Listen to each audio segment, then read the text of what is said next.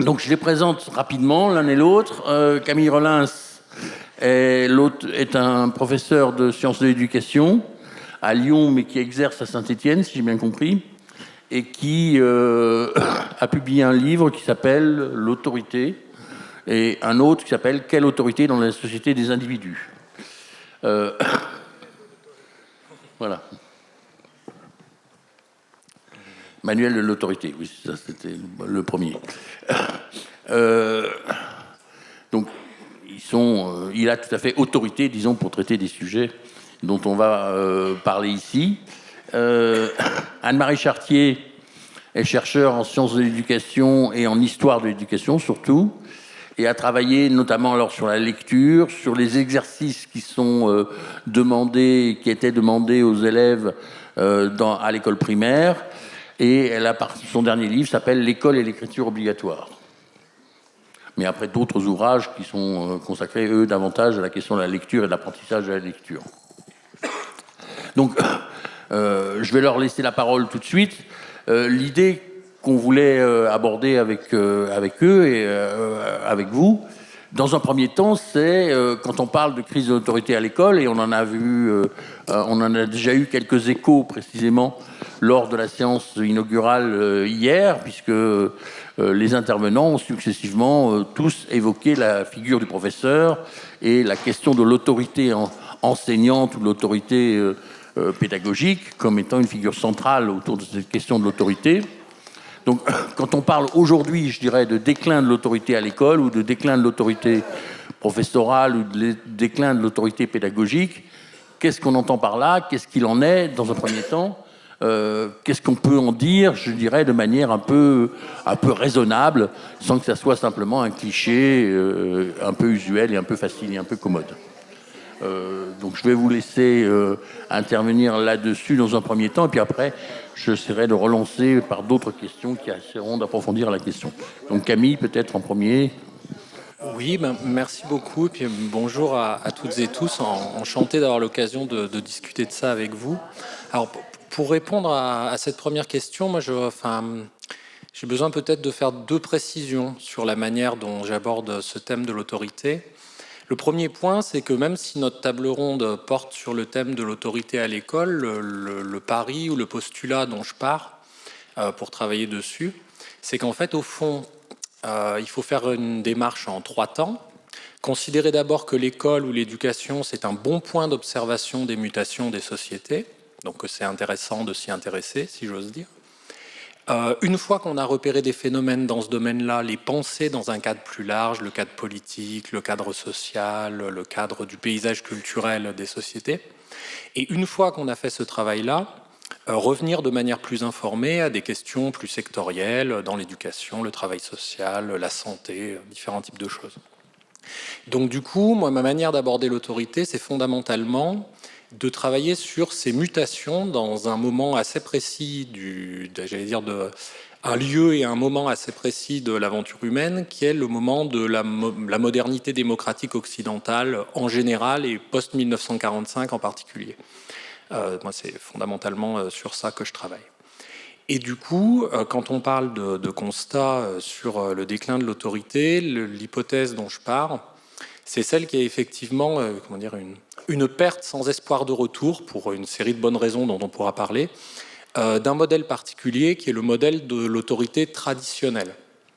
Une forme d'autorité donc qui est consubstantielle, qui ne peut vivre que dans un certain type de milieu, qui est un milieu qui représente 99% du temps et de l'espace humain, certes, mais qui n'est plus le nôtre, qui est le milieu de ce qu'un auteur comme Tocqueville va appeler les temps aristocratiques, ou de ce qu'un auteur comme Taylor va appeler les temps religieux, par opposition aux temps séculiers.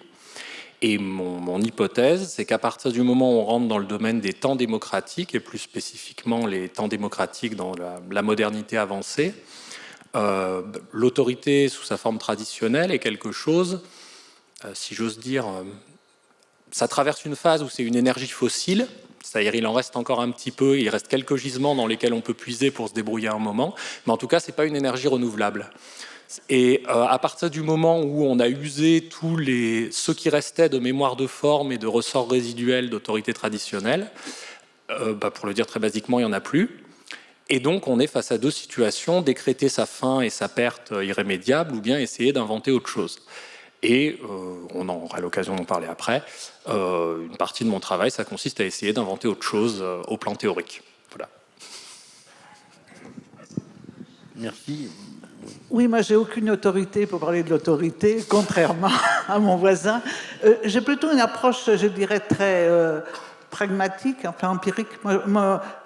Joël a dit que que je travaillais sur l'histoire de la lecture et de l'écriture, enfin, l'enseignement de la lecture et de l'écriture, ce qui est vrai.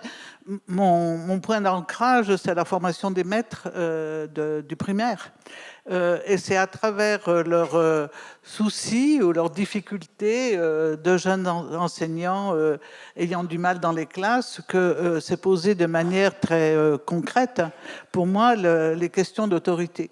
Donc, je peux dire une chose, c'est qu'en tout cas, j'ai eu la chance de pouvoir un peu voyager dans des écoles.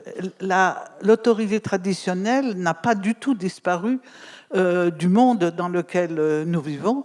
Je veux dire que je suis allée dans des écoles au Maroc, dans des écoles au Sénégal, dans des écoles au Bangladesh, dans des écoles en Côte d'Ivoire, dans d'autres pays d'Afrique. Et à chaque fois, je me dis, mais c'est un miracle. C'est tellement un bonheur d'enseigner dans ces endroits où tous les enfants vous écoutent, même quand ils sont 60 dans la classe, et où la parole du maître est une parole a priori, je dirais, impossible à remettre en cause. J'ai fait des stages de formation au Bangladesh avec des jeunes femmes qui, dans les milieux déshérités, où les enseignants titulaires refusent d'aller parce que c'est trop loin, c'est trop compliqué, etc. Et à un moment donné, je leur posais la question, mais moi, vos élèves, qu'est-ce que vous pensez qui vaut mieux pour vos élèves? Ça, elles me répondaient à chaque fois, mais madame, c'est à vous de nous le dire. C'est vous qui savez. Et on fera comme vous nous direz. Alors je disais non, parce que moi je ne connais pas vos élèves et vous les connaissez. Et là, je sentais qu'il y avait quelque chose qui commençait à se mettre en place dans leur tête, qui était un doute, ou en tout cas une interrogation par rapport à cette hiérarchie de la parole descendante.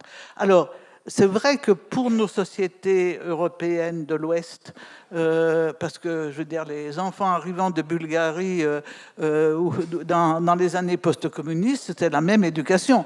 Les parents qui avaient émigré étaient épouvantés de voir, la crise d'adolescence que ça provoquait chez ces gamins qui avaient appris à faire leurs devoirs et à obéir aux professeurs, de se trouver dans des lycées parisiens où les ados, disons, avaient un autre type de relation à l'apprentissage.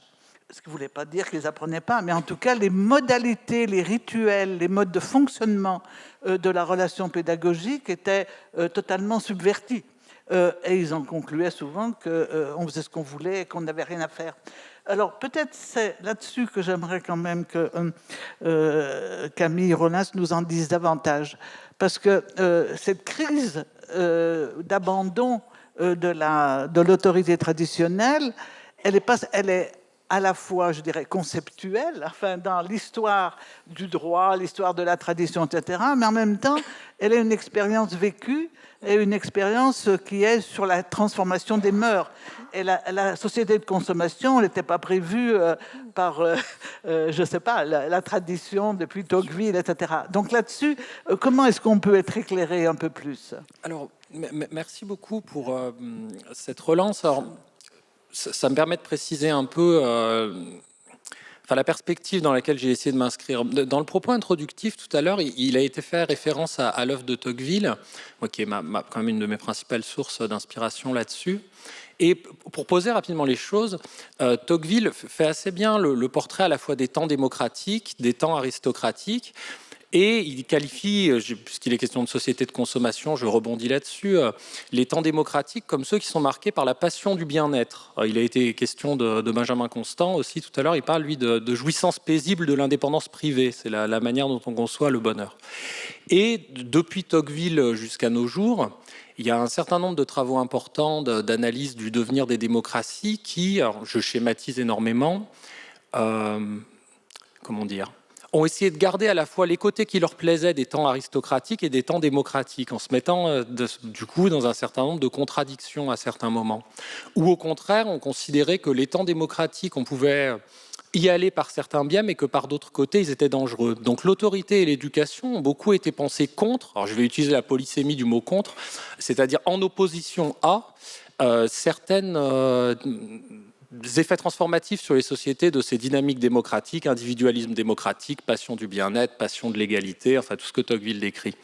Et à mon avis, et là après on peut en discuter, c'est le but du débat, ça se heurte à deux types de problèmes. Ça a d'abord des questions de cohérence interne, c'est-à-dire qu'on doit dans certains domaines brûler des principes qu'on adore parce que ça nous arrange quand on parle plus spécifiquement d'éducation ou d'autres choses, et de cohérence externe dans la mesure où on a beau essayer de définir des limites en disant cette passion individualiste ou cette passion du bien-être, d'accord pour qu'elle pénètre tel ou tel espace, mais tel ou tel autre, ça ne nous arrange pas pour tout un tas de raisons, donc non. Et par conséquent, me semble-t-il, on a raté l'histoire de la pensée de l'autorité et aussi l'histoire d'un certain nombre d'occasions ratées de repenser substantiellement l'autorité, sa légitimité, sa reconnaissance, comment elle peut être reconnue par les personnes, non pas en opposition à ces dynamiques démocratiques, société de consommation, individualiste, passion du bien-être, passion de l'égalité, revendication de justice, quoi que ce soit, mais en appui sur elle. C'est-à-dire penser l'autorité dans cette économie de la légitimité-là. Donc, ne pas simplement dire qu'elle va disparaître, puisque plus on proclame que les gens doivent devenir des individus et devenir autonomes, plus ils ont besoin d'être accompagnés, et l'autorité est un des adjuvants de cet accompagnement, une des choses qui le permet, c'est pas la seule. Mais arrêtez de croire, j'allais dire, qu'on va pouvoir sauver ou faire revivre une autorité qui n'est plus pour faire ça. Moi, ce que j'ai essayé de faire dans les deux livres qu'on cite, c'est voilà, partons de cette axiologie individualiste, démocratique, hédoniste, tout ce qu'on veut, et trouvons un modèle d'autorité qui est, j'allais dire, qui est by design conçu pour fonctionner dans ce système-là. Et on est d'accord que du coup c'est une expérience un petit peu inédite, mais pour rebondir sur ce que vous disiez, en fait, moi je pense profondément que si exercer l'autorité c'était effectivement l'exercer de manière traditionnelle, alors j'ai forcément un biais parce que je parle à propos de mon vécu, je pense que j'aurais ni été enseignant, ni même jamais pris le risque de prendre un micro devant une salle, parce que c'est personnellement quelque chose avec lequel je me sens absolument pas en empathie, personnellement. Il faut quand même essayer de faire le job. Donc, merci. Non, je crois qu'au-delà de ça, il me semble que ce que tu dis de façon, à mon avis, très pertinente sur le fait qu'il faut essayer de réinventer une figure de l'autorité qui soit adaptée au contexte des temps démocratiques, enfin d'une forme de société qui est effectivement une société dans laquelle chacun, en quelque sorte, a la parole et qui est la société individualiste. Tout ça se concentre de manière assez vive sur la question de l'éducation des enfants en particulier, parce que précisément pour avoir cette société d'individus dont on pourrait discuter par ailleurs les mérites ou les défauts, peu importe, mais pour avoir cette société d'individus, il faut que ces individus puissent être formés. Hein. Donc c'est bien autour de la question de l'école que ça va se cristalliser, au fond, cette espèce de tension et de contradiction qui me paraît la maximale. Et là, on voit bien qu'en général, il y a toujours un peu cette idée qu'il y a des gens qui ont en quelque sorte une forme d'autorité naturelle, et puis d'autres qui sont en quelque sorte dénués d'autorité ou dont on pense qu'ils manquent d'autorité. Et parfois, ce constat peut être, d'une certaine manière, assez, considéré comme posant problème par rapport à l'institution elle-même. Alors, je vais essayer de répondre dans un premier temps pragmatiquement. Dans la formation des enseignants, dans laquelle j'ai été impliqué toute ma carrière, c'est vrai que quand on va voir des débutants dans les classes, c'est un constat qu'on fait très facilement. Alors, tous les bouquins répètent qu'il n'y a pas d'autorité naturelle, que c'est un construit. Très bien, c'est facile à l'accepter. Le problème, c'est quand on est confronté à la réalité de quelqu'un qui, dès qu'il entre dans la classe, on est sûr que dans 10 minutes, c'est le bazar, et que d'autre part, on se pose des questions sur quels sont les traits qui font ou pas ce qu'on appelle, avec disons, une approximation coupable, certainement, une autorité naturelle. Alors, c'est vrai que des choses comme la hauteur par rapport à des enfants, la voix, le regard, la posture, le fait que des gens qui aient, par exemple, été des sportifs ou des sportives, ou des danseurs ou des danseuses, enfin, ou qui aient fait des études de théâtrales, tout de suite sont dans la classe avec la prise en compte dans leur passé éducatif de manières d'être qui font qu'ils sont supposés avoir de l'autorité, alors quelquefois trop, et ça dérape aussi.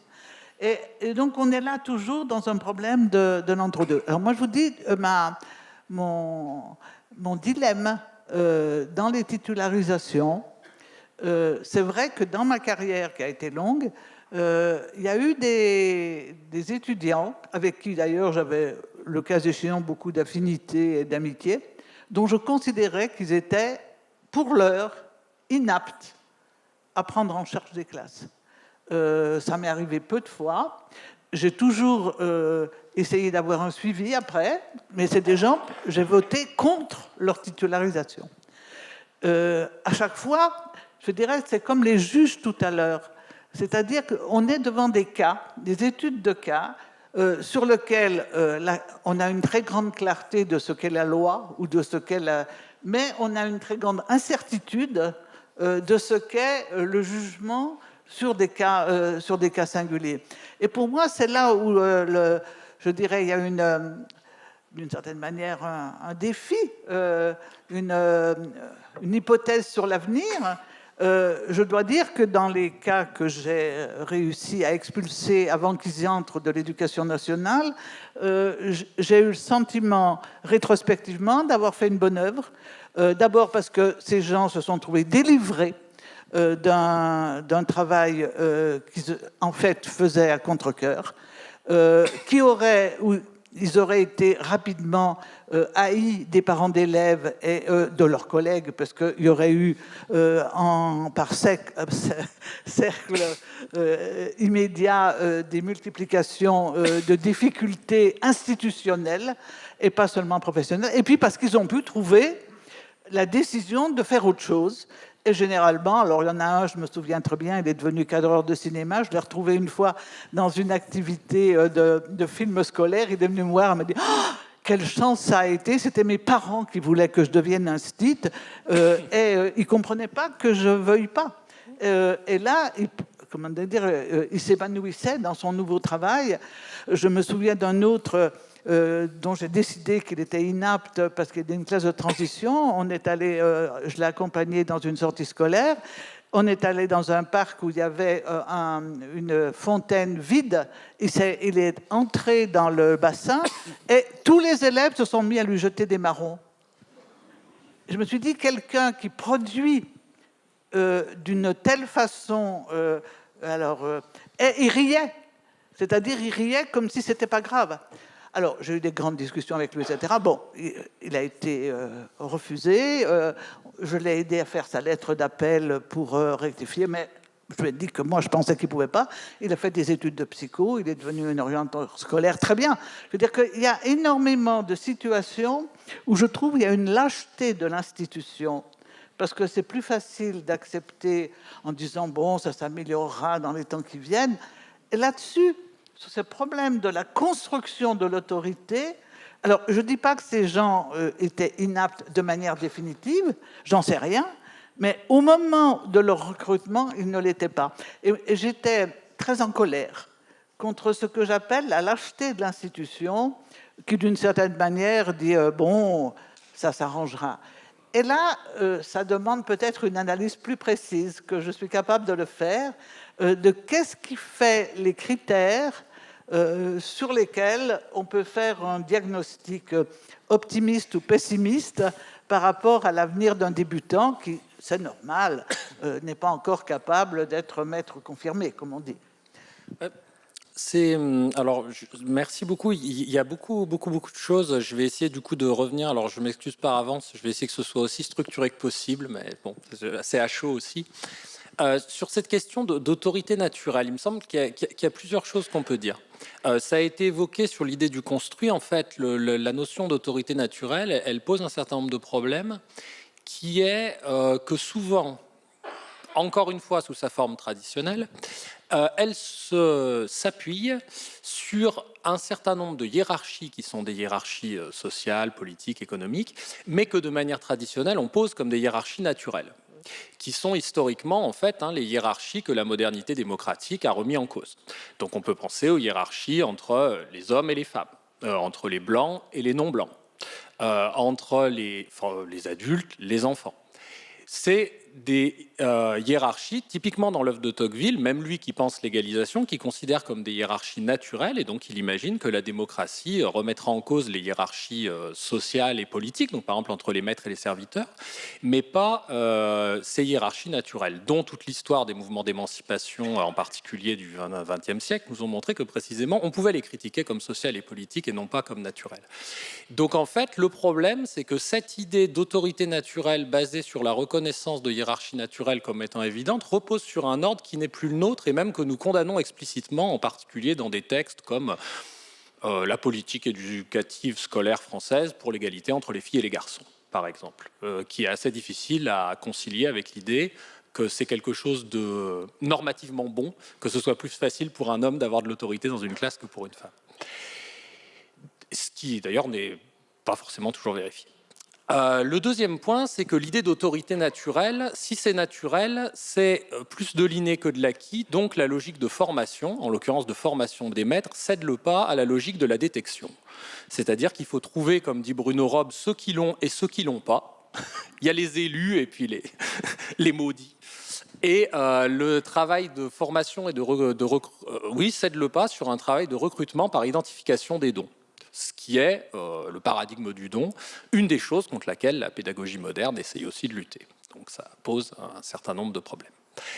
Ensuite, pour répondre sur le fond, l'autorité, c'est une relation. Donc que la forme de relation, qu'il y ait des gens qui nous donnent plus ou moins envie d'être leurs amis, plus ou moins confiance s'ils nous assurent dans une séance d'escalade, qui ait plus ou moins de succès en amour, qui soit plus ou moins entraînant comme capitaine d'une équipe de foot, oui, assurément. Et donc le fait que certaines personnes, on ne sait pas forcément toujours expliquer pourquoi, et ça dépend toujours de contexte, et des personnes qui en face vont avoir une sorte d'a priori positif ou d'a priori négatif, oui, sans doute. Mais justement, et c'est là que je trouve que c'est intéressant de réfléchir sur l'idée de l'institution, l'école, au fond, est la dernière institution qui fonctionne sur un modèle conscriptif. C'est-à-dire que les enfants ne choisissent pas leur enseignant, ils ne choisissent pas leurs camarades, ils sont pris par zone géographique et par zone d'âge, et ils sont obligés de passer un certain nombre d'heures par semaine avec des gens qui n'ont pas choisi. Si on nous prend tous là dans la salle et qu'on nous envoie en vacances pendant 3 semaines sans nous avoir demandé notre avis, il ne nous faut pas 10 jours pour nous entretuer. Donc, par définition, le problème, c'est qu'une forme d'autorité qui est une autorité plus démocratique, une autorité qui est une proposition d'influence, mais une proposition qu'on peut refuser, c'est pas comme celle de la mafia, repose sur l'idée de la possibilité du choix mutuel. Ce qui fait qu'un tennisman va reconnaître l'autorité de son coach alors qu'il est son patron, qu'il le paye et qu'il peut le virer, mais qu'il le choisit. Mais il peut le virer, mais c'est pas vrai pour un football. Alors, ça dépend. Alors, il peut y avoir des nuances là-dessus, mais il me semble que dans ces domaines-là, un autre élément qui est intéressant, c'est la question de la relation médicale. Je m'étais un peu intéressé à cette question-là, il y a des personnes qui disaient « Pourquoi vous avez changé de médecin traitant ?»« Ah ben, celui-là, je ne le sentais pas. Et puis de toute façon, même si dans le village, il y en a 3, même si je vais voir l'autre, la carte vitale, elle marche pareil. » Donc après, on va dire « Ah, il y en a un qui a beaucoup d'autorité naturelle. » Oui, mais en fait, au final, elle n'est pas naturelle. C'est une reconnaissance de légitimité conférée par la possibilité du choix qui est fait par la personne. C'est le disciple qui choisit le maître. C'est plus simple. C'est en France ? Ouais. C'est pas vrai dans tous les pays du monde ? Ah, mais moi, encore une fois, je n'ai aucune compétence pour parler de ce qui n'est pas l'Amérique du Nord et l'Europe occidentale, puisque c'est les seuls endroits sur lesquels j'ai travaillé. En Angleterre, on ne choisit pas son médecin. Alors, moi, je prenais là cet exemple-là que j'avais travaillé. Mais en Angleterre, il y a aussi le modèle éducatif peut être davantage basé sur le fait que les personnes choisissent les endroits où ils peuvent aller. Ce que je voulais dire par là, c'est que en fait, au final, quand il y a une appétence relationnelle, puisque l'autorité est une relation, je ne sais pas si on peut dire préalable, mais en tout cas qui est là du côté de celui qui va devoir reconnaître la légitimité de l'autorité, c'est forcément nécessairement plus simple dans cette dimension-là. Et après, le fait qu'il y ait des formes de talent, mais qui peuvent être aussi bien des talents rhétoriques, qui permettent, allez, on va dire, d'en jeter quand on arrive dans une classe, certes oui, mais je pense que ça ne tient pas sur la longue durée. Moi, je compare ça à la rhétorique. Je pense qu'un bon rhétoricien est capable de tenir 10 minutes sur n'importe quel sujet qu'il ne maîtrise pas, des techniques de saut à la perche aux techniques d'entretien des fonderies. Mais si on le met 1 an à entraîner un sauteur à la perche ou à gérer une fonderie, ça va s'effondrer. Mais que ça puisse permettre de faire illusion 5 minutes, c'est un talent de manipulation basique, en fait. Oui, enfin, je ne suis pas sûr que la rhétorique, ce soit uniquement pour faire illusion pendant quelque temps. Je crois qu'il y a aussi des ressorts rhétoriques de toute intervention publique qui sont absolument nécessaires. Donc, il me semble que plus sérieusement, moi, je crois que l'un des enjeux, c'est celui de la responsabilité de l'institution par rapport aux gens qui l'incarnent et qui ont la mission qui leur est confiée par l'institution. Et donc, on voit bien comment aujourd'hui, il y a aussi toute une interrogation qui tourne autour de la question du rôle de l'institution et du rôle respectif, je dirais, de l'institution et de ceux qui en sont les représentants, c'est-à-dire, en l'occurrence, les enseignants. Avec toute une série de soupçons, alors réciproques, dans les deux sens, c'est-à-dire d'un côté, ceux qui vont dire l'institution n'est pas assez présente, ne soutient pas assez, n'incarne pas assez, en quelque sorte, une sorte d'autorité et ne peut pas venir, en quelque sorte, aider les enseignants dans leur mission. Et puis, au contraire, parfois, cette attitude consistant du côté de l'institution à essayer de soupçonner les enseignants de ne pas être à la hauteur, enfin, de ne pas faire ce qu'il faut, de ne pas être dans la bonne dynamique, etc. Enfin, mais comment vous établissez le rapport entre, au fond, l'institution et les gens qui l'incarnent, quoi? Alors, si je peux me permettre là-dessus, alors je vais profiter du fait que c'est François Dubet qui aurait dû parler, donc je vais parler d'un livre de François Dubet. Dans son livre de 2002 sur le déclin de l'institution, il montre très bien en fait que poser l'institution avec un grand I comme un espèce d'absolu, ça marche dans un certain cadre de ce qu'il appelle le programme institutionnel de la première modernité, dont son livre de 2002 analyse précisément le fait qu'on est sorti de cette dimension-là. Donc, en logique libérale au sens rawlsien, disons simplement, libéral individualiste, une institution, ça n'existe pas de manière substantielle. C'est un moyen qui est utile et légitime tant qu'il rend des services aux individus et ils ont intérêt à la conserver, à la respecter tant qu'elle rend plus de services qu'elle pose de problèmes. Effectivement, en France, ça fait un sacré changement. Parce qu'en France, vu que c'est en particulier, c'est une formule célèbre, l'idée que c'est l'État qui a construit la nation et que l'école s'est construite en se coulant d'une certaine manière dans la mémoire de forme ou dans le schème de l'Église catholique, l'école s'est bâtie là-dessus pour la battre sur son propre terrain, on hérite d'une conception du service public qui est le service public, c'est avant tout le service de l'État posé comme un absolu par l'action normative sur les publics. Et on est dans une modernité démocratique libérale qui nous dit le service public, c'est le service des individus porteurs de droits et porteurs de revendications légitimes qui composent les publics, dans une logique de justice redistributive où l'État sert à redistribuer les moyens d'aider les individus à être autonomes. Donc dans ce cas-là, l'institution, si les gens jugent qu'elle n'est pas respectable, elle n'est pas respectée. C'est aussi simple que ça. Et du coup, mais pas respectable, ça veut dire pas utilitaire? Oui, notamment. Utilitaire au sens large, c'est-à-dire dans une logique individualiste au sens normatif. Les groupes sont légitimes s'ils rendent aux individus qui acceptent leurs contraintes les services qu'ils en attendent. Donc s'ils ne les rendent pas, il n'y a pas de raison particulière. Ça ne s'appelle pas le respect? Moi, profondément, cette dimension-là, moi, c'est pour ça que je ne suis pas du tout pessimiste là-dessus. C'est-à-dire que je trouve que ce qu'on peut identifier comme des complexités à faire reconnaître une autorité ou quoi que ce soit, c'est justement pour moi un aiguillon pour les institutions pour être plus à la hauteur des principes qu'elles proclament ou de ce qui est censé justifier leur existence auprès des personnes. C'est-à-dire ne pas poser qu'a priori l'institution... comment je pourrais formuler ça les étudiants ne sont pas une excuse pour qu'existe l'université, les malades ne sont pas une excuse pour qu'existe l'hôpital, et les élèves ne sont pas une excuse pour qu'existe l'école. C'est-à-dire que c'est dans l'autre sens. Et à partir du moment où les publics auxquels on s'adresse trouveront que c'est plus facile de poursuivre leur... on parlait de Constant, jouissance paisible de leur indépendance privée avec les institutions que sont, il n'y a aucune raison qu'ils s'en débarrassent. Personne casse quelque chose qui lui sert. Est-ce que ça, le déclin de cette conception descendante de l'autorité a à voir avec la féminisation de l'enseignement?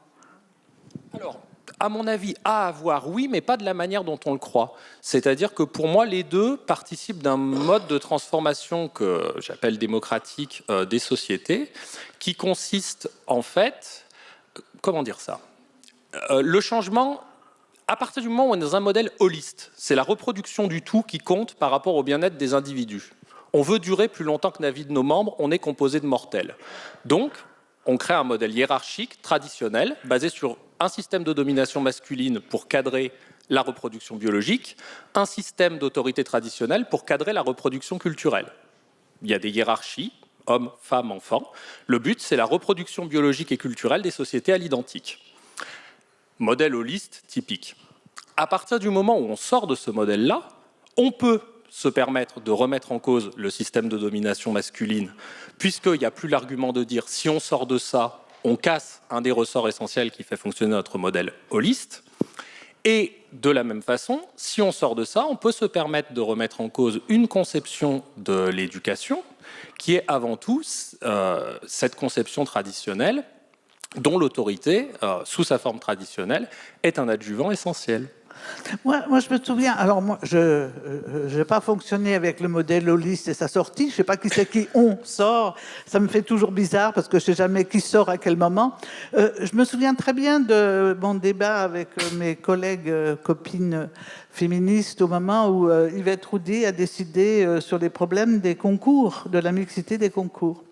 Alors moi j'étais à l'école normale, je faisais passer des concours, je savais très bien que si on mettait mixité des concours, ça voulait dire plus d'hommes dans le primaire, ou résiduel.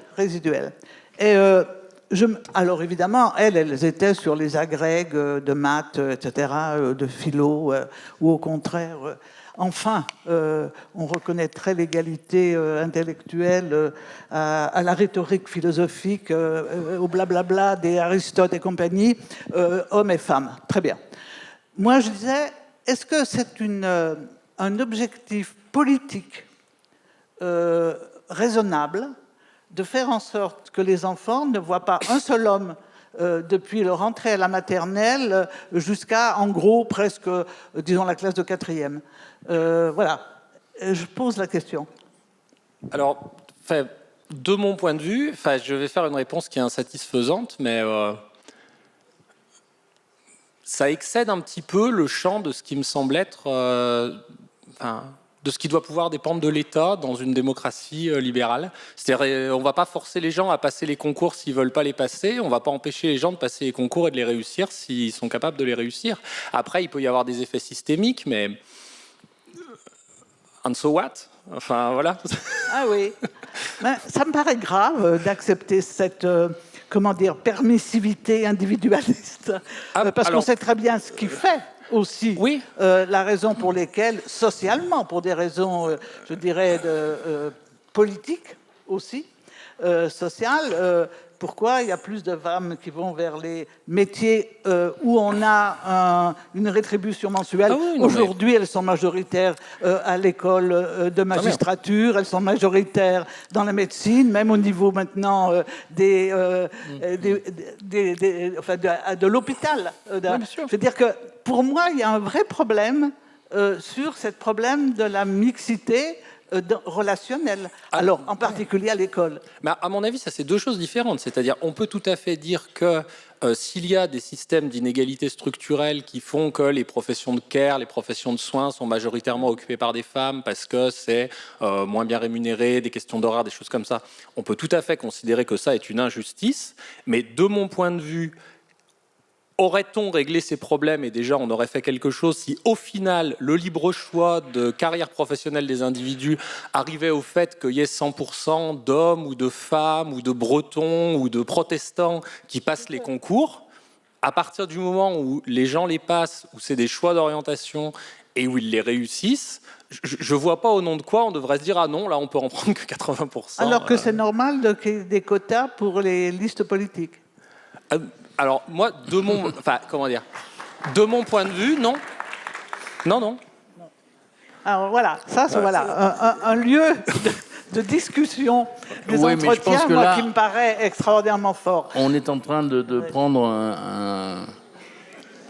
un biais et une orientation qui nous écarte, je crois, de la question qui nous préoccupe, qui est celle de l'autorité. Parce que, alors, justement, en l'occurrence, sauf et sous réserve de penser que la proportion des femmes est un facteur qui diminue qui transforme l'autorité. Je ne suis pas sûr, d'ailleurs. Moi, en tout cas, mon expérience a été celle de femmes qui avaient évidemment une forme d'autorité tout à fait évidente, quoi.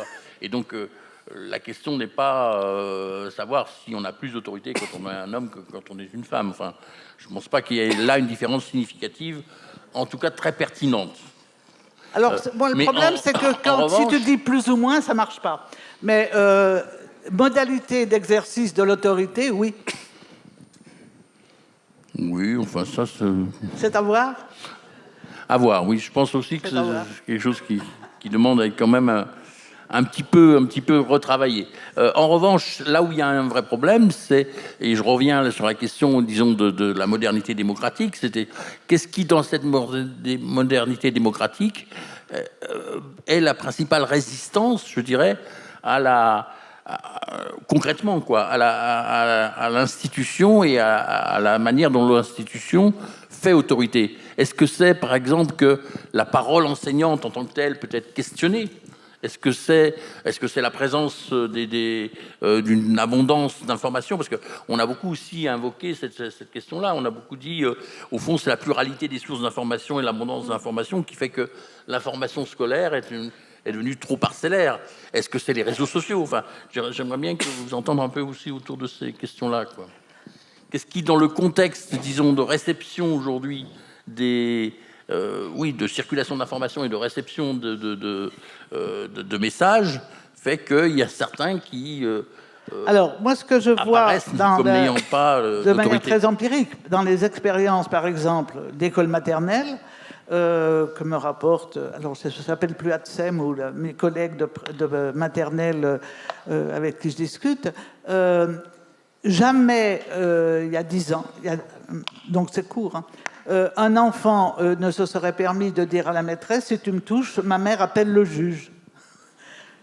Un enfant de 4 ans, 5 ans. Je veux dire que ce n'est pas lui qui l'a inventé, c'est-à-dire qu'il l'a entendu dire. Et un des problèmes actuellement, alors en plus amplifié par toutes les questions sur sévices sexuels et autres, a eu des effets dans la vie quotidienne des classes sur la perte d'une confiance a priori. Je lisais le bouquin de Rosan Vallon là, sur confiance, autorité, légitimité, et qui fait que qu'est-ce qui fait qu'on a ou pas confiance spontanément, parce que ce serait trop fatigant de ne pas avoir confiance, ou au contraire, qu'est-ce qui insinue une relation a priori de défiance. On va voir et on fera confiance si on a des preuves que cette confiance est méritée dans la relation entre les parents et les enseignants. Et je donne l'exemple de la maternelle parce qu'on s'attend tout de suite à ce que ça soit au collège, au moment où les enfants sont adolescents et où il y a des problèmes, etc.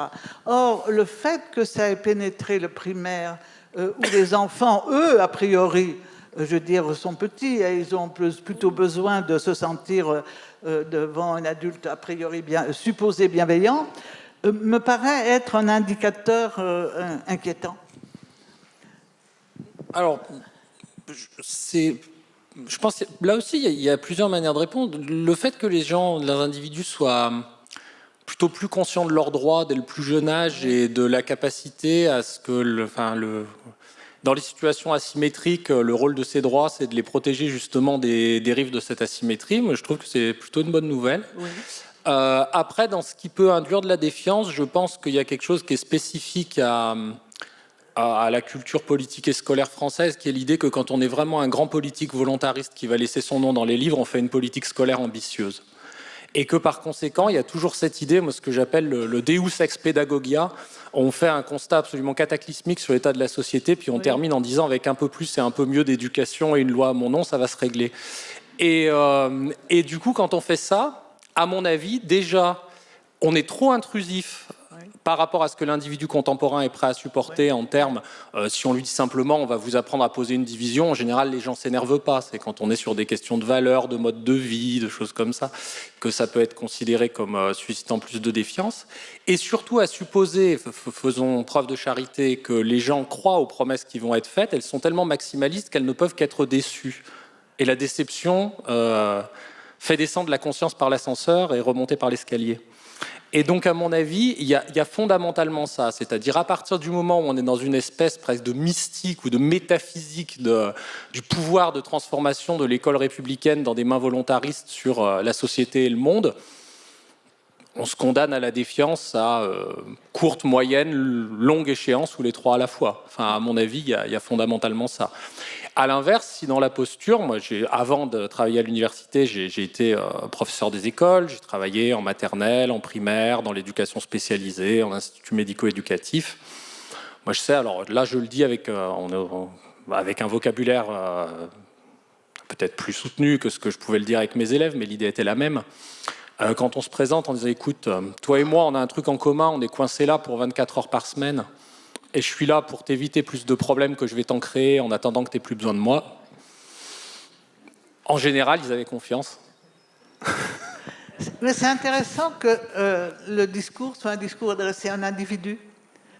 Ah bah oui, forcément. Tu es là, parce que... je suis là pour te... Oui. Et non pas à la classe. Ah ben parce que, enfin, comment dire, ça après, c'est une discussion épistémologique, mais moi étant sur un postulat individualiste, la classe est une facilité de langage pour ne pas citer les individus un par un, mais ça n'a pas d'existence substantielle, enfin, dans le cadre de pensée dans lequel je suis. Nécessairement. Le groupe n'existe pas en soi comme dans le cadre que j'ai, on peut avoir d'autres cadres, mais n'a pas d'autre existence que l'addition de ses membres. C'est là quand même, si on est dans la relation singulière maître-élève, qu'à mon avis, les dérives sont possibles. Je veux dire que moi, c'est vrai que j'ai été très attentive dans l'histoire de ma formation par les maîtres, parce que c'est eux qui m'ont appris, aux médiations, à tout ce qui était du côté de la pédagogie institutionnelle, qui permettait de penser les rituels, les lois de la classe, explicitées, etc., comme étant ces médiateurs évitant alors la position de prise de pouvoir ou manipulatrice ou séductrice ou excessive du bon maître, du très bon maître, de l'excellent maître sur les élèves. Il me semble qu'aujourd'hui, c'est devenu quelque chose de toute cette lignée de réflexion est un petit peu sous la table, où on est sur le rétablissement de l'autorité dans toutes les pages des journaux. Là, depuis que Joël m'a dit que je viendrais aux entretiens d'Auxerre, je ne savais pas ce que c'était. Tous les jours, pratiquement, je me suis mis à voir des revendications du retour nécessaire de l'autorité dans la presse et dans les publications. Alors, voilà.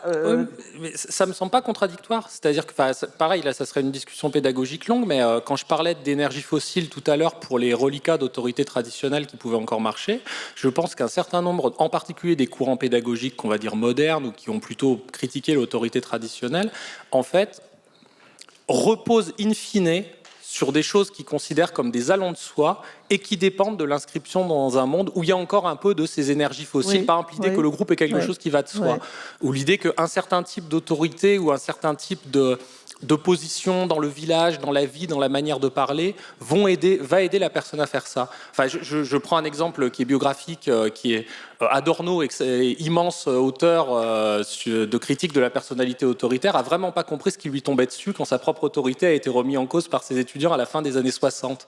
Parce qu'il considérait que quand c'était un grand professeur adepte de théorie critique, il y a quand même des choses un peu solides en termes d'autorité sur lesquelles on pouvait s'appuyer, même si on critiquait d'autres formes de dérives autoritaires.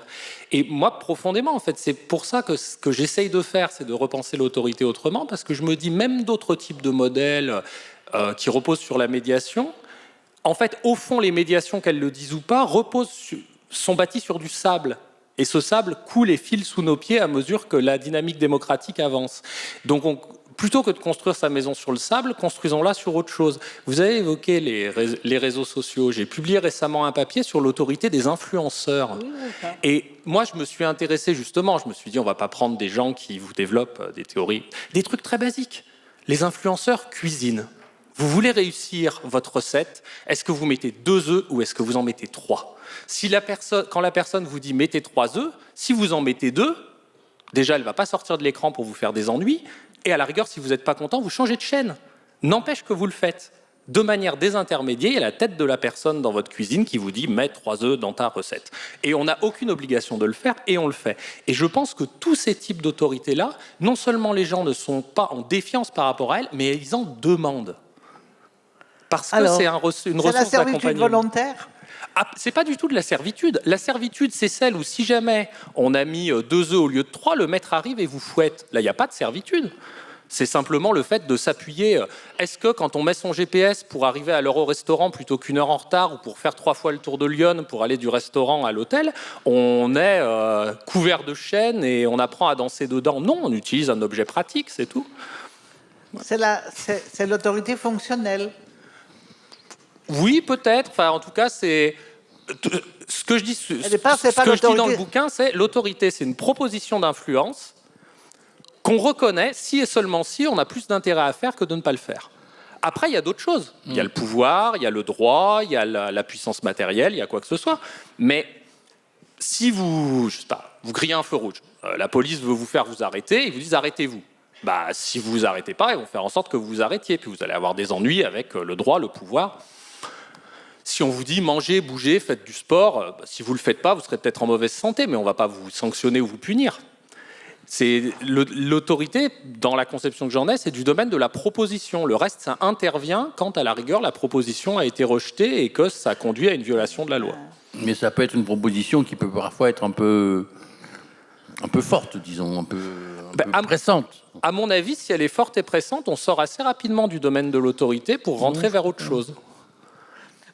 Pour moi, cette question des influenceurs horizontaux, on pourrait dire, d'une certaine manière, qui se mettent, Lola Lafont et bien d'autres, sur bon, je veux dire que j'en discutais avec mon petit-fils, qui... c'était Léna Situation, comment elle s'appelle, enfin, à un moment donné, maintenant elle est en baisse, mais enfin, il y en a d'autres qui ont remplacé. C'est qu'est-ce qui fait qu'on a envie d'être influencé. Et en fait, ce qu'il me disait comme réponse, je ne sais pas s'il était représentatif, je n'ai pas fait de panel, c'était les copains.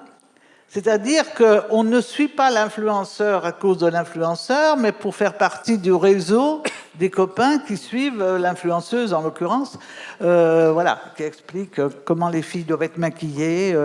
Et donc, il me semble qu'il y a la constitution du groupe, de la pression du groupe, comme étant un des points. On voyait bien dans le problème du racket, quand le juge disait il faut sortir de ce groupe.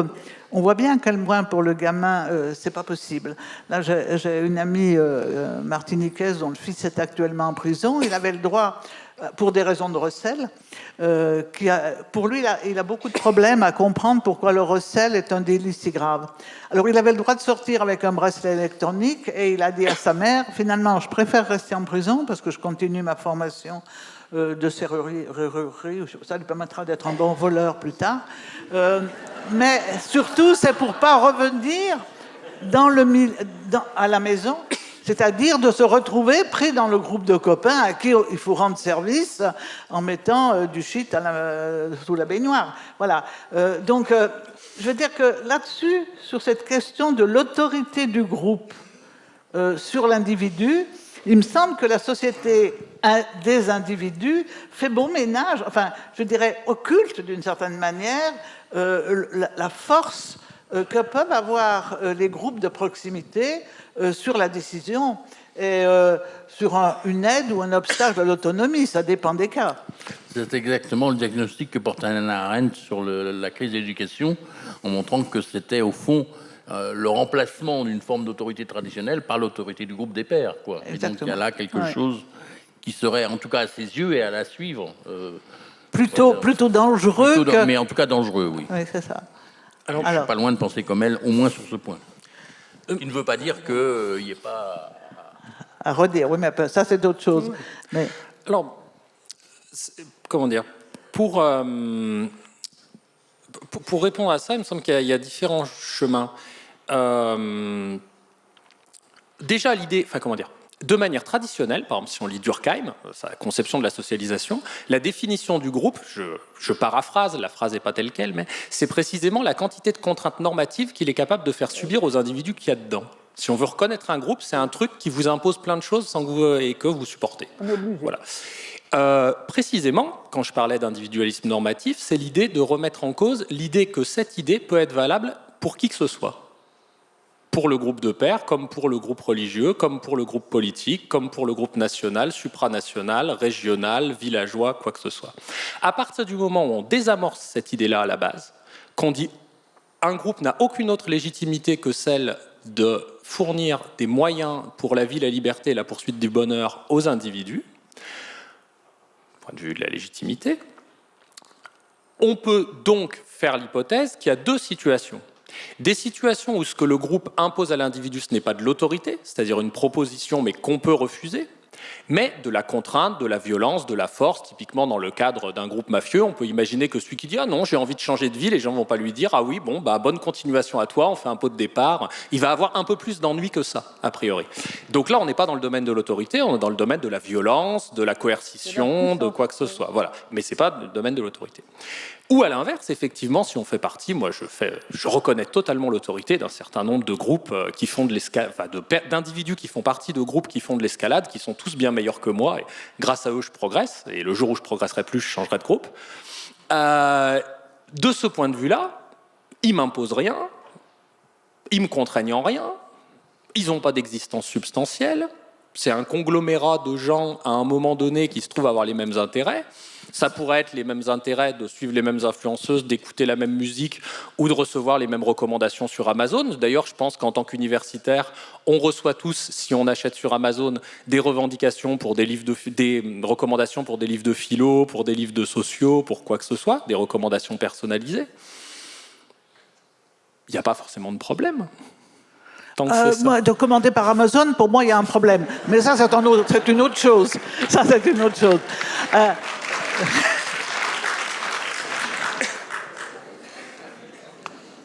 Vas-y. Non, vas-y. Non, mais ce que je voulais dire, c'est que je trouve trop facile d'opposer d'un côté les groupes pour lesquels il n'y aurait pas de problème, voilà, et puis ceux qui seraient la mafia. Parce que pour moi, il y a un entre-deux, justement, même à l'intérieur du système scolaire, où les choses sont beaucoup moins claires que ça. On peut, par exemple, dire qu'avec ChatGPT, les gamins ou les ados ou les étudiants vont vous rendre des devoirs qui seront rhétoriquement très bien constitués, mais qui n'auront pas écrit. Est-ce que c'est de la tricherie ou est-ce que c'est tout simplement l'utilisation normale d'un nouvel outil donné, après tout, quand ils recopiaient Wikipédia ou quand ils revomissaient les cours que leur prof leur faisait? Quelle différence il y avait du point de vue du fond? Aucun. Je suis d'accord avec ça. Pour moi, une évaluation qu'on peut truander par ChatGPT, c'est la preuve que l'évaluation est bête et l'étudiant intelligent. Je suis d'accord sur le premier point, sur le second, il faut voir. Ça se peut, mais c'est pas obligé. L'étudiant peut aussi être bête. Alors, je donnais l'exemple au colloque de Nantes, qui était sur l'intelligence artificielle. Il y a des lycéens qui sont venus et qui ont dit nous, on a une prof, elle a une idée géniale, parce qu'elle nous dit vous pouvez employer ChatGPT tant que vous voulez, mais vous me rendez un devoir manuscrit. Ça veut dire qu'elle nous oblige à apprendre. Parce que quand on copie ChatGPT, on se le met dans la tête. Et elle dit, en plus, ChatGPT, c'était une fille qui disait c'était vachement bien parce qu'au moins, on voit comment ça se produit un devoir, alors que jamais les profs nous disent comment il faut faire. Et là, on voit comment ça avance dans l'écriture. Mais effectivement, la prof, elle nous fait copier à la main, alors ça, c'est fatigant, et en plus, il faut s'appliquer. Donc, on gardera un mauvais souvenir d'elle, mais elle nous fait apprendre. Elle nous fait apprendre ce que dit ChatGPT. Alors, comme c'est trop long, des fois, on abrège, des fois, on peut rajouter des choses qu'elle nous a dit en classe, c'est-à-dire qu'à partir d'un brouillon électronique, on commence à pouvoir s'approprier quelque chose. Je travaillais sur l'histoire de l'apprentissage de l'écriture et je trouve génial ce point de vue-là. Il faut garder des examens manuscrits. Tant qu'on aura des examens qui ne seront pas clavier, écran, mais manuscrits, il y a quelque chose qui se passera dans la lenteur de l'écriture qui permettra des appropriations que les instruments électroniques actuels, d'une certaine manière, court-circuitent. Il faut quand même penser de temps en temps au correcteur. Et alors ? Non, bah simplement parce que les écritures manuscrites sont parfois quand même difficiles à déchiffrer, mais ça c'est un autre débat. Ça vire à l'épigraphie. Non, je voulais revenir sur la question, effectivement, de cette pression. Moi, je suis assez sensible à ce que tu disais, c'est-à-dire l'idée qu'entre les groupes mafieux, d'une part, et puis le groupe, disons, de libre cooptation, quoi, le club. Le groupe d'amis, hein, y a effectivement toute une série de situations intermédiaires, et notamment, je pense à toutes ces situations dans lesquelles, et on voit bien que c'est ça qui se passe souvent avec les jeunes ou avec les enfants et avec les jeunes, qui sont peut-être plus sensibles à ça. C'est une sorte de pression au conformisme, de pression du conformisme et du groupe sur les individus, quoi, du fait que les individus n'arrivent plus ou ne peuvent pas arriver à émerger, à avoir une personnalité individuelle autonome par rapport à cette pression du groupe. Et je crois que là, il y a quelque chose qui n'est pas, quand même, dans la plupart des cas, n'est pas forcément complètement mafieux, n'est pas totalement du côté du groupe mafieux, mais n'est pas non plus complètement du côté du groupe librement choisi. Surtout quand le conformisme, c'est d'être original. Je veux dire que c'est ça la mode. Et quand on regarde les publicités, c'est en permanence, on nous incite à être original, c'est-à-dire à être conformisme dans l'originalité. Je pense que beaucoup de choses qui sont, par exemple, qui sont dites ou qui sont faites autour des questions du harcèlement sont liées beaucoup à ça, quoi, liées à cette pression du groupe. Alors... Mais du coup, là, je reviens sur une distinction que vous avez commencé par essayer de faire, mais alors, c'est pas mafieux dans le but où il n'y a pas il n'y a peut-être pas d'intérêt financier, mais pour moi, justement, quand on est du domaine du harcèlement, du bizutage, de la violence, de ces choses-là, justement, j'allais dire, on est déjà de l'autre côté. On n'est pas dans simplement...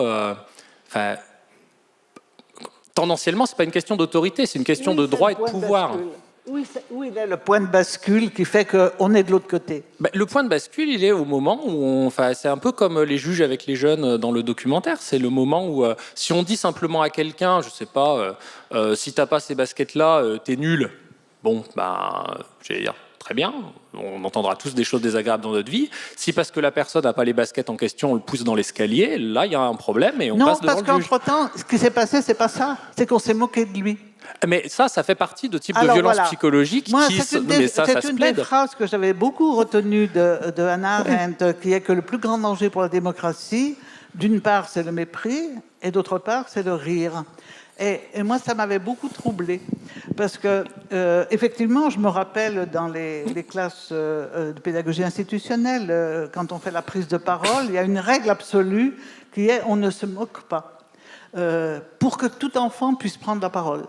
C'est-à-dire que l'institution d'une écoute bienveillante, a priori, passe par un interdit, qui est l'interdit de se moquer. Or, dans un pays où, je veux dire, on a des comiques pas drôles, toujours, enfin, quelquefois drôles, tous les jours à la télévision, à la radio et dans la 1, Ça pose un vrai problème du point de vue de l'acculturation. Dans l'école, de quoi on a le droit de rire ? Mais ça, je ne suis pas dans désaccord que c'est un problème, mais pour moi, ce n'est pas une question d'autorité. C'est une question de pouvoir, de droit, de où est-ce qu'on met la règle, où est-ce qu'un comique va passer devant la 17e chambre ou pas, à partir de quel moment on est dans la diffamation ou dans l'information, à partir de quel moment on est dans la conversation ou dans la violence psychologique, mais c'est une question de droit et de pouvoir. Pour moi, ce n'est pas une question d'autorité.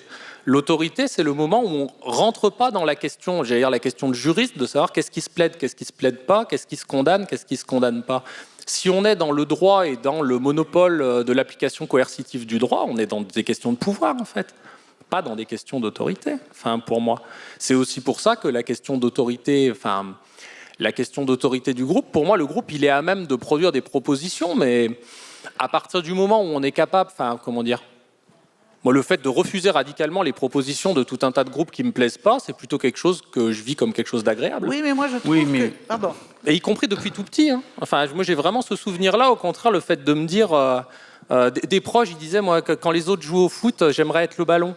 Pour pas faire... parce que plusieurs personnes qui font la même chose en même temps, ça me déprime. Moi, j'ai toujours été un peu comme ça. Et du coup, voilà, c'est pas quelque chose qui me semble forcément problématique. On va peut-être pas conclure là-dessus. On va peut-être maintenant passer la parole à la salle, si jamais il y a des questions pour... Je peux juste rajouter une chose, c'est par rapport à ce problème de la manière de mettre en cause l'autorité. À mon avis, ça peut être la provocation. Ça, bon, on l'a vu. Ça peut être le défi, mais ça, toutes les Antigones du monde le diront face à des crayons. Ou ça peut être le rire, justement, la moquerie. Et il me semble qu'à l'intérieur de l'école, on trouve les trois situations, sans toujours clairement savoir si ce qui est vrai de l'agresseur, pour dire vite, et ce qui est reçu par l'agressé correspond. On peut très bien prendre une moquerie comme étant une chose joyeuse et qui est reçue comme une insulte épouvantable par quelqu'un sans l'avoir prévu.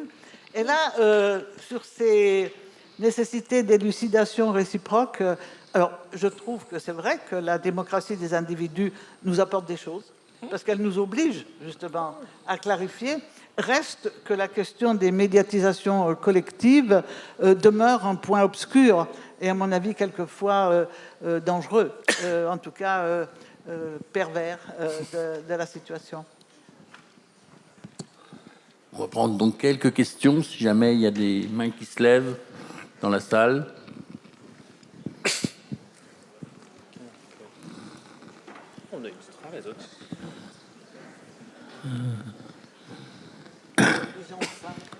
Est-ce qu'on peut éclairer la salle, peut-être? Ah, voilà.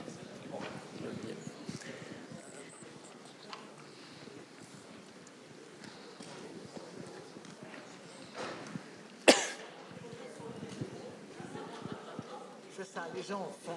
Ouais.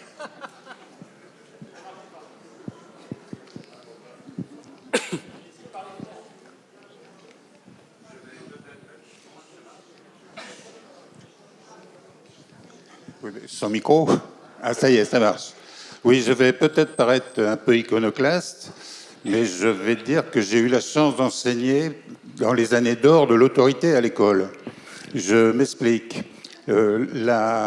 L'école primaire que j'ai eue, le collège que j'ai suivi, il y avait heureusement de l'autorité, mais il y avait surtout de la soumission par rapport aux enseignants.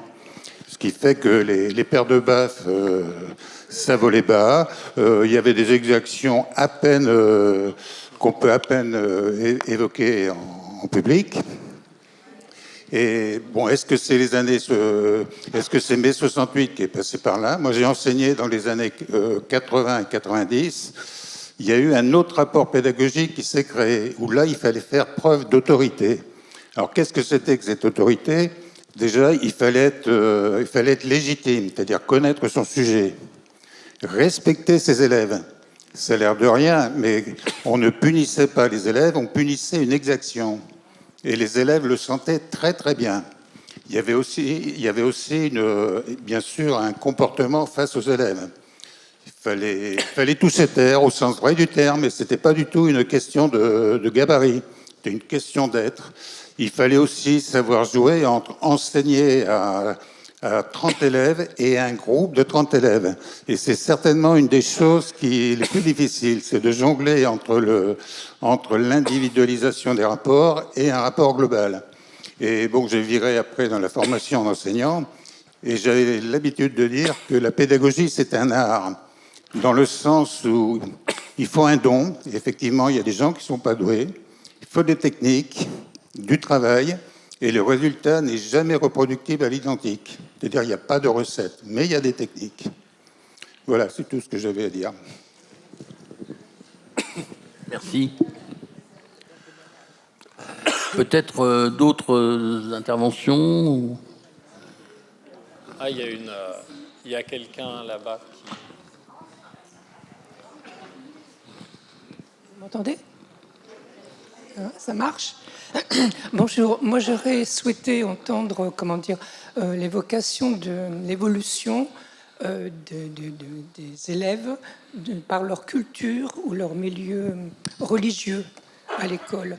Et être femme dans certaines conditions, nous ne sommes pas reconnus en tant que détentrices de l'autorité face à certains élèves qui nous refusent en tant que femmes, si vous voyez ce que je veux dire. Parfois aussi, certains milieux sociaux qui n'admettent pas qu'un enfant soit réprimandé et les parents viennent se jeter sur l'enseignant. On va où là? Merci. Personne remet en cause les sciences, les maths, la physique.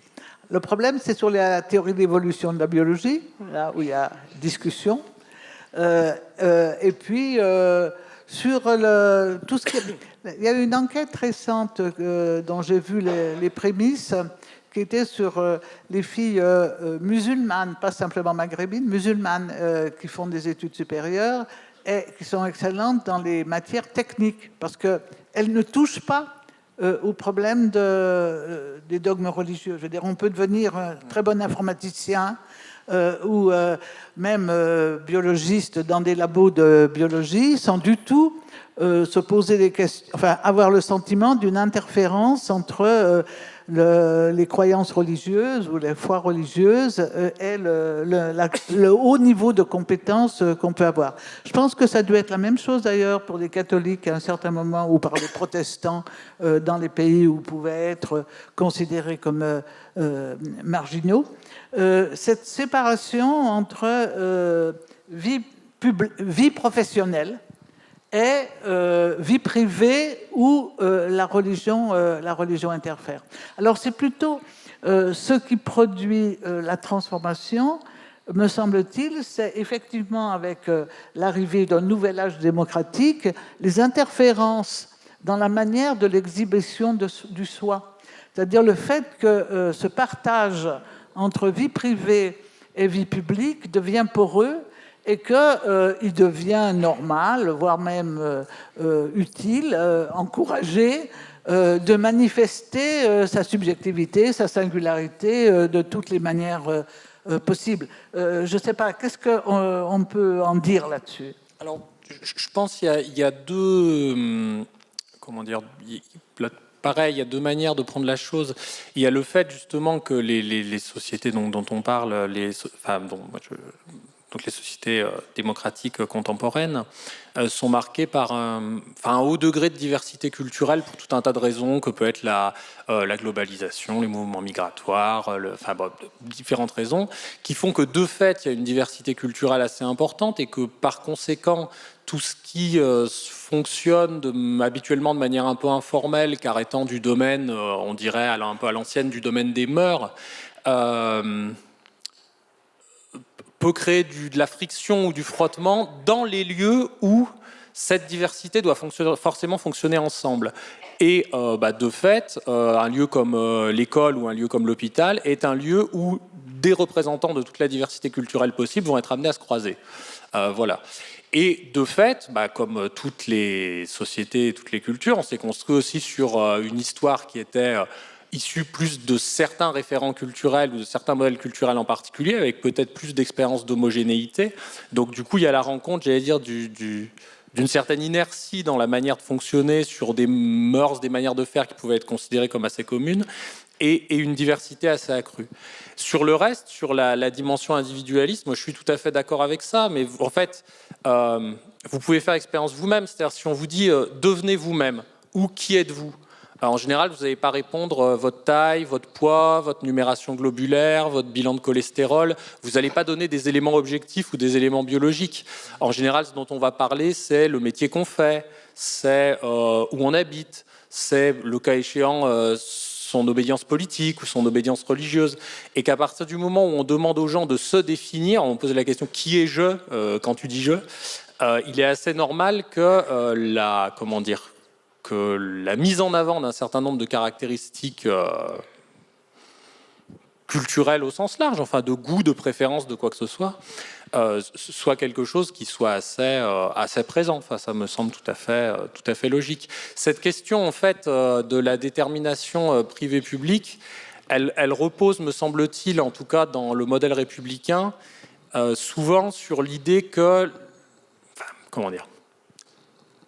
d'une hiérarchie quand même entre ces deux espaces. Il y a l'idée que la partie vraiment intéressante de la vie, de manière sous-jacente, c'est l'existence publique commune dans l'espace public, justement. Et cette forme de relativisation a priori du point auquel on vous demande quelque chose d'important, quand on vous demande de mettre en retrait un espace privé, quelque chose de privé, c'est quelque chose qui correspond à une habitude, mais au point de vue normatif, c'est pas évident du tout que ce soit un allant de soi. Et je pense que ça va pas le rester. Pour donner un avis. Mais je pense que la question aussi, elle renvoie à un conflit des autorités, entre d'un côté l'autorité de l'école et puis de l'autre côté l'autorité religieuse ou l'autorité des parents, etc., dans différentes situations dans lesquelles il y a un conflit des autorités. Et donc, d'abord, dans ces conflits d'autorité, il me semble que c'est d'abord une opportunité aussi qui est offerte à l'individu. Il ne faut pas jamais oublier ça. C'est-à-dire, c'est à partir du moment où, au fait, nous avons plusieurs autorités possibles de référence, des autorités politiques, mais pas seulement, éventuellement des autorités religieuses, des choses comme ça. Enfin, donc, à partir du moment où nos références en termes d'autorité peuvent être plusieurs, peuvent être plurielles, eh ben, nécessairement, en quelque sorte, notre capacité, notre liberté en est augmentée. Ça, c'est la première chose. Et la deuxième chose, c'est que je ne crois pas, dans ces cas-là, qu'on puisse, de manière autoritaire, précisément, affirmer qu'il y a telle ou telle institution qui détient le monopole de la juste interprétation. Enfin, je crois que là, il y a quelque chose qui paraît être un coup de force un peu difficile. À la condition, évidemment, que qu'on ne soit pas dans le coup de force, mais au contraire, qu'on puisse avoir des formes d'autorité qui se légitiment et qui sont capables de tenir un discours qui peut leur permettre de se légitimer. Dire que le fait d'avoir plusieurs références d'autorité hétérogènes, disons, sinon contradictoires, que c'est une chance, oui. C'est pas si facile que ça à vivre. Je me rappelle le film sur Mona Ozouf, racontant à quel point son enfance avait été une enfance perplexe.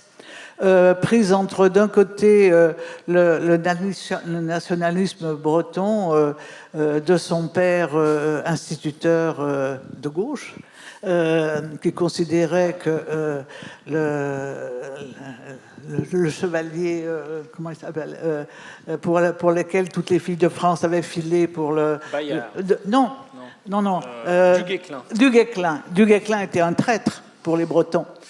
Faut prendre des cas comme ça où on voit très bien qu'on est d'un côté et de l'autre. Et comment, par ailleurs, tout ce qu'elle apprenait de littérature française, puis après de philo, etc., rendait irréconciliable le fait que sa grand-mère, la première chose qu'elle faisait le matin en se levant, c'était de mettre sa coiffe bretonne.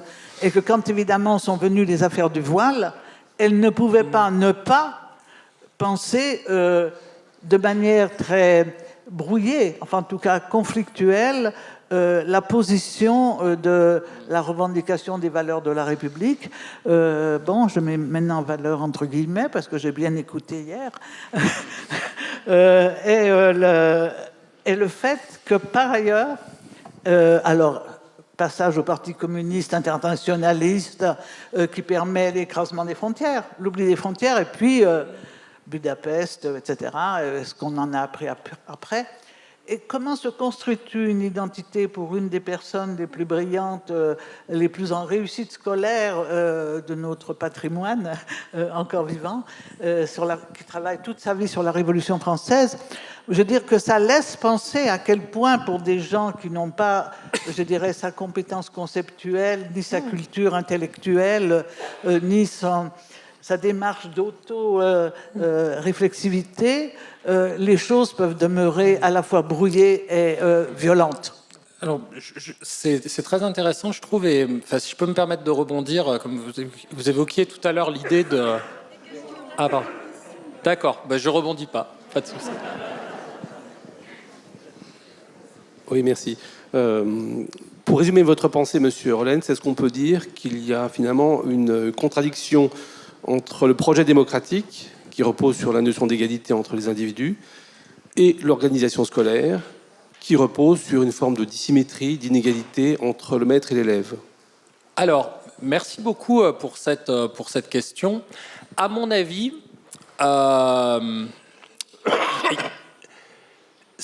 comment dire, on peut poser les choses, moi c'est comme ça que j'ai essayé de le faire, en termes plutôt d'asymétrie, de vulnérabilité et de responsabilité. C'est-à-dire poser l'idée, par exemple, qu'entre un malade et un bien portant, ou entre un malade et un médecin, ce sont des égaux différents, mais que leur différence est qu'un est plutôt vulnérable, il a besoin d'une démarche de care, d'une démarche de soins, et l'autre, du coup, en est plutôt responsable. Pour penser l'éducation, on peut le penser de la même façon. Un auteur que je cite souvent et qui m'influence énormément là-dessus, c'est Ruwen Ogien, donc théoricien de l'éthique minimale. Et on lui pose cette question, on lui dit mais comment lutter contre le paternalisme dans les situations où les gens à qui on applique le paternalisme sont objectivement en situation de grande vulnérabilité, de grande dépendance, de quoi que ce soit. Et il dit en fait, il faut agir en toute chose de manière à les traiter déjà comme des égaux, comme des gens dont on va respecter les choix, dont on va favoriser les choix, et la responsabilité nous incombe à partir du moment où il y a une asymétrie de vulnérabilité, de responsabilité, de mettre tous les moyens possibles en notre possession pour pouvoir leur permettre de faire des choix, pour soutenir ça, pour étayer ça. Donc c'est pas incompatible avec l'idée d'une asymétrie éducative. Mais par contre, l'autorité traditionnelle, et ça, le texte d'Hannah Arendt a été cité tout à l'heure, Arendt dit ça repose sur l'idée d'une hiérarchie fixée à l'avance où chacun a absolument sa place. Ben, comment est-ce qu'on considère ça comme une asymétrie et non pas une hiérarchie ? C'est ce qui est exactement ce que Tocqueville appelle l'égalité des conditions. L'égalité des conditions, ça ne veut pas dire qu'il y aura plus de riches et plus de pauvres. Ça veut dire qu'il y aura plus des inférieurs par nature et des supérieurs par nature. Des gens nés pour commander et des gens pour servir. Des gens qui ne sont pas du même monde. Mais l'égalité des conditions, ça ne veut pas dire qu'il n'y a plus aucune différence entre les personnes. Et ce que je trouve intéressant, c'est que cette question de dire comment l'autre est un égal différent, elle s'est posée dans la question de l'éducation, mais elle s'est posée dans la question du rapport à la folie, par exemple. Prenez la pratique de l'esprit humain de Gauchet et Swain, c'est l'histoire de comment je me mets à regarder le fou comme un égal différent, par exemple. Donc, de mon point de vue, il y a vraiment cette dimension-là. Égalité en dignité, égalité en droit, ressources objectivement différentes pour les exercer, donc on peut mettre en place une logique de justice redistributive qui fait que le jour où mes élèves ont mal à la tête, c'est ma responsabilité de le voir et de leur proposer de s'allonger au calme pour que ce soit moins pénible pour eux. Et le jour où moi j'ai la migraine, ils vont faire 2 fois plus de bruit parce que ça les insécurise que moi je sois en situation de vulnérabilité, et j'ai pas à leur en vouloir parce que c'est une asymétrie normale. Voilà. Il y avait encore une question.